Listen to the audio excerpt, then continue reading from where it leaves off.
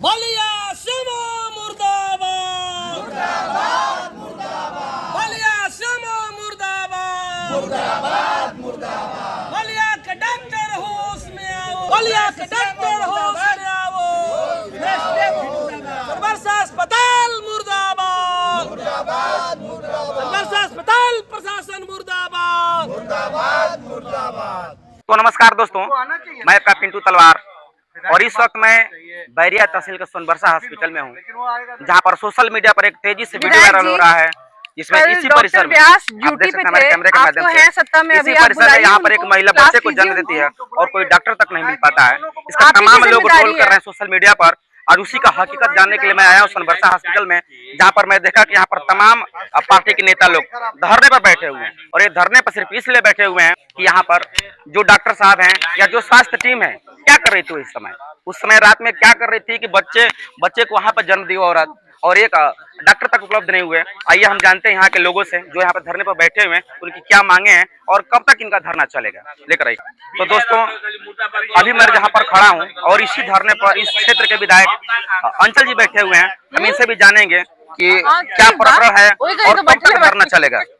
विधायक जी, अभी आप बैरिया विधानसभा के सामुदायिक स्वास्थ्य केंद्र सोनबरसा में बैठे हुए हैं, क्या मामला है? देखिए, यहाँ एक लक्ष्मण छपरा की महिला जो अस्पताल में डिलीवरी की स्थिति में आई और यहाँ कोई डॉक्टर फार्मासिस्ट किसी भी तरह का उसका सहयोग नहीं हुआ।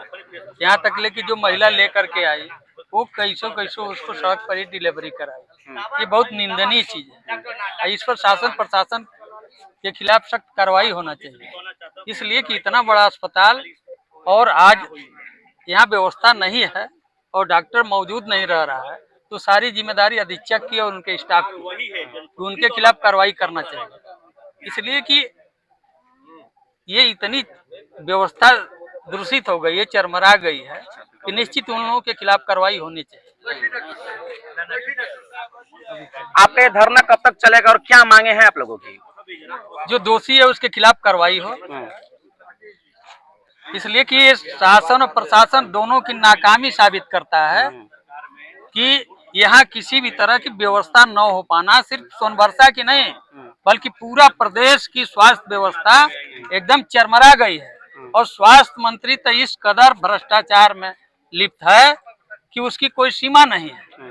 वो घूम घूम करके असूली के अलावा उसे कुछ दिख ही नहीं रहा। इसी सोनबरसा अस्पताल के लिए 100 बेड का जो अस्पताल है, हम लोगों ने पैसा दे करके हमारी सरकार ने उसको बनवाया और आज तक ये निकम्मी सरकार उस अस्पताल को चालू नहीं कर पाई। अगर वो 100 बेड का अस्पताल चालू हो गया होता तो हजारों लोगों का जान बचाया जा सकता था, लेकिन नहीं चालू हो पाया और आज भी वो भ्रष्टाचार का शिकार है।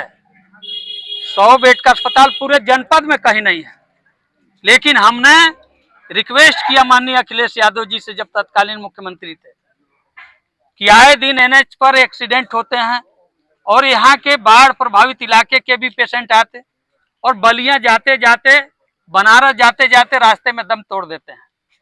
लेकिन बार बार हमने विधानसभा में भी इस बार कई बार प्रश्न लगाए, मुख्यमंत्री और स्वास्थ्य मंत्री को भी मैंने पत्र व्यवहार किया है और उसके बावजूद भी आज तक इस अस्पताल को ये सरकार नहीं चालू कर पाई, इसलिए कि इस सरकार के पास लूटने और भ्रष्टाचार के अलावा कोई विकल्प नहीं है।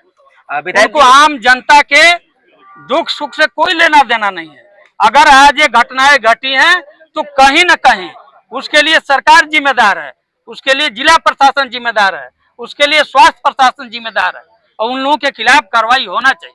विधायक जी, एक तरफ सरकार के लोग कहते हैं कि प्रत्येक हॉस्पिटल में सरकारी दवाई उपलब्ध है, लेकिन जब आप हकीकत देखेंगे तो बाहर दुकानों पर मरीजों का व्यापार लगा रहता है। यहाँ के डॉक्टर द्वारा नहीं बल्कि पूरे जनपद के सरकारी डॉक्टर द्वारा बाहरी दवा का व्यापार किया जाता है। क्या कहना चाहेंगे इस पे? कहने की बात नहीं है, चाहे सोनबरसा का अस्पताल हो, चाहे आपके दोखटी का हो, जयप्रकाश नगर हो, कोटवा हो, चाहे सोनवानी हो, किसी भी अस्पताल में देख लेंगे तो उसी तरह की दुर्व्यवस्था है।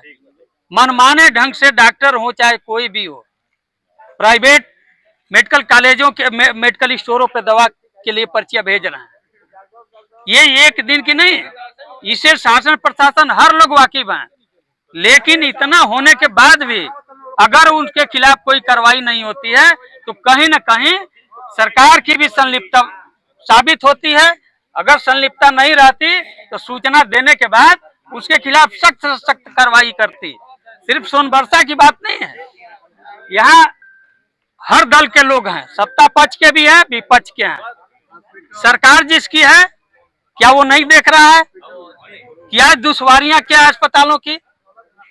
समाजवादी पार्टी की सरकार थी, तत्कालीन मुख्यमंत्री माननीय अखिलेश यादव जी थे। पूरा का पूरा अस्पताल में जांच फ्री उन्होंने दिया, दवाइयां फ्री में दिया, लेकिन आज उस पर अंकुश लग गया। अब बेड बिस्तर का भी चार्ज आप दे रहे हैं, दवाइयों का नारा तो वो लोग दे रहे हैं कि हम 100% निःशुल्क दवा दे रहे हैं, लेकिन ऐसी स्थिति है नहीं। अगर होती तो आप यहीं के डॉक्टर हैं विजय यादव जी, और सौभाग्य से इन्हें सीएमओ का भी चार्ज मिला था कुछ दिन के लिए। ये खुद बता सकते हैं कि कितनी दवाइयां उपलब्ध थी जिला अस्पताल में और कितनी दवाइयां उपलब्ध हैं सीएससी और पीएससी में। सामुदायिक स्वास्थ्य केंद्र द्वारा इस तरीके की लापरवाही की गई, आप लोग मांग क्या करना चाहते हैं? नहीं, मांग हम लोग यही करना चाहते हैं।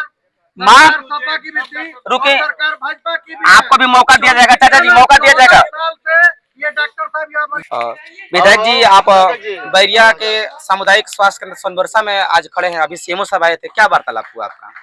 सीएमओ से हुआ कि जो महिला अस्पताल बंद होने के कारण सड़क पर उसने बच्चा पैदा किया है, ये काफी शर्मनाक चीज है और ये पूरे शासन और प्रशासन की नाकामी साबित किया है कि अगर सरकारी कर्मचारी और डॉक्टर अगर अलर्ट रहते और सरकार का खौफ थोड़ा सा भी रहता तो वो सड़क पे बच्चा पैदा नहीं करती, बल्कि वो अस्पताल में उसका बच्चा पैदा होता।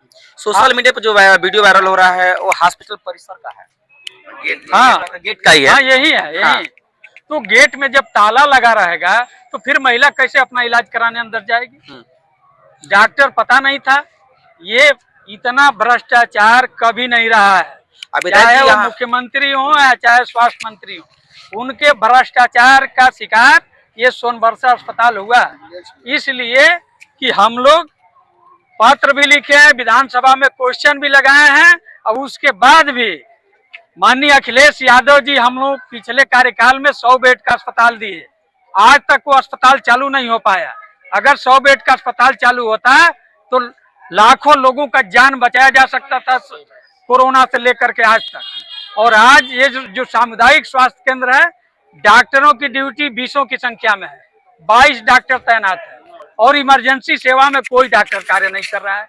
तो इसके लिए हमने बात किया सीएमओ से कि आप आइए मौके पर।